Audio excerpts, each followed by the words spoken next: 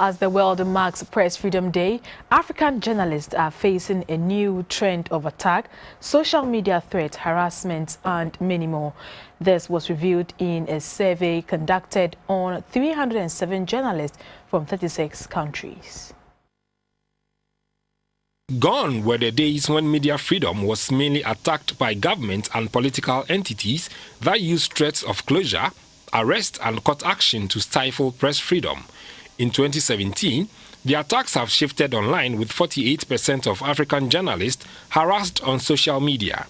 These statistics emerged from a survey released by South Africa-based communication training company Frey Intermedia. Most of the journalists that suffered social media harassment were from Zimbabwe, with 67%, with a list from the Democratic Republic of Congo as a result of the low rate of internet access. The online survey covered 307 African journalists from 36 countries who used social media to engage with their audience. All the journalists were found to be regularly engaged on social media platforms, with 95% of them engaged professionally. The overwhelming majority of 89% of journalists were required to be on social media as part of their job. The report said 2/3 who used social media had both personal and professional accounts. 29% of the journalists surveyed believed there were political motives behind the harassment.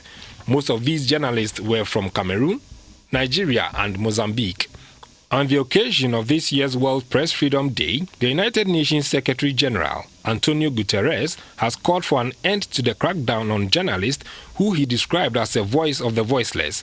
The International Day was proclaimed by the UN General Assembly in 1993, following a recommendation adopted at the 26th session of the UNESCO's General Conference in 1991.